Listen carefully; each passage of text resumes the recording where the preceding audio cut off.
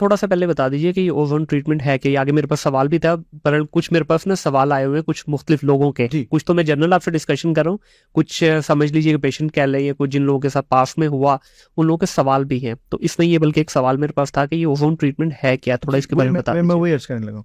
होता ये है कि जो डिस्क अल्लाह ने बनाई है वो दो मोरों के दरमियान एक समझे शॉक एब्जॉर्बर है। ठीक है। उसके सेंटर में जेली होती है, साइडों पे कवरिंग होती है, ताकि जब हमारे मोर एक दूसरे से डायरेक्टली टकराए ना। L4 L5 की बात हो रही है? तमाम मोरों में, ठीक है, हर तमाम दो के। मोरों के दरमियान एक डिस्क होती है। L4 L5 एक दो मोरों के दरमियान एक डिस्क का नाम है। उससे नीचे उससे ऊपर भी गर्दन से लेके कमर के निचले तक तमाम जगह पे डिस्क हैं। ठीक है। सपोज L4 L5 एक मोरे की डिस्क का नाम है। वो क्या होता है कि जो कवरिंग होती है ऊपर, आउटर कवरिंग, वो ब्रेक होती है, जो अंदर वाली जेल है वो बाहर आना शुरू हो जाती है। वो बाहर आएगी तो उसके पीछे से जो नस गुजर रही है उसको प्रेस कर देगी। ओके। जब वो प्रेस कर देगी तो जिस जगह पे वो नस सप्लाई कर रही है वो दर्द तकलीफ होनी शुरू हो जाएगी, जिसको हम शेटिका कहते हैं। ठीक है। ठीक है। अब दो तरीके हैं। एक तरीका तो यह है कि उसको सारा पीछे से खोला जाए, खोल सही। के वो जो चीज बाहर निकली हुई थी उसको काट दिया जाए या ग्राइंड कर दिया जाए, ठीक है। रास्ता क्लियर कर दिया जाए, नस के ऊपर से प्रेशर खत्म कर दिया जाए और उसके बाद उसको वापस घर भेज दिया जाए। ये ऑपरेशन है, सही। ये सर्जरी है। इसके अपने फायदे भी हैं, इसके अपने नुकसान भी हैं। हम इंटरनेशनल पेन मैनेजमेंट वाले हैं, ये दवाइयों और सर्जरी के बीच में आते हैं। ओके। हमने क्या करना है, हमने एक एंजियोग्राफी की मशीन या एक फ्लोरोस्कोप की मशीन के नीचे पेशेंट को लिटाना है, पिन पॉइंट करना है कि L4 5 L5 डिस्क कौन सी है। उस डिस्क के अंदर एक 15 सेंटीमीटर लॉन्ग एक नब्बी नीडल होती है, उस हमारी स्पेशलिटी है। उस नीडल को उसके अंदर पास करते हैं। दर्द सिर्फ इतनी होती है जिस तरह टीका लगने की दर्द, निडल जाने की बस।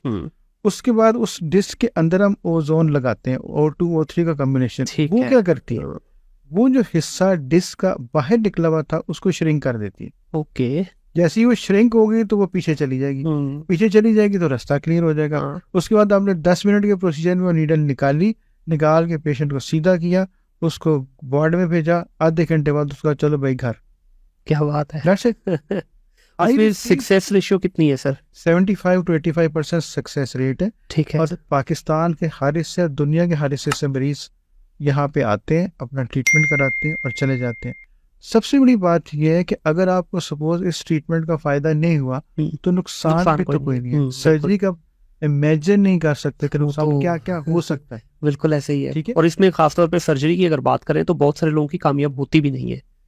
वो भी है, सब वही मैं अर्ज कर रहा हूँ, लेकिन उसके नुकसान भी बहुत सारे हो सकते हैं। नंबर 2, अगर सक्सेसफुल हो भी गई जी, तो अगर 3 डिस्क एक वक्त में किसी की सर्जरी होगी तो वो कोई गेम करने के, वजन उठाने के काबिल नहीं रहता। मैं गोल्फ खेलता हूँ, सही। मेरे बेशुमार ऐसे दोस्त हैं जिनकी हमने खुद अपने हाथों से डिस्क ट्रीट की हुई है। अच्छा। And they play with us every day. मेरे पास फोर्सेस के बाकी लोगों के बहुत सारे लोग आते हैं। कोई भी नहीं चाहता मेरी सर्जरी हो, मैं भी नहीं चाहूंगा, आप भी नहीं चाहेंगे। अगर आपके पास एक ऑप्शन है जो बगैर सर्जरी के आप ट्रीट कर सकते हैं, क्योंकि हमने इसमें कोई ऐसा चीज प्रोसीजर करना ही नहीं जिससे किसी को नुकसान हो, जिससे किसी को साइड इफेक्ट हो। तो this is very successful treatment. मैंने आपको अर्ज किया तकरीबन 75,000 मरीज पाकिस्तान के अंदर हमने किए हैं और दुनिया के हर मुल्क के अंदर हमारी प्रेजेंटेशन है इसके ऊपर। सही।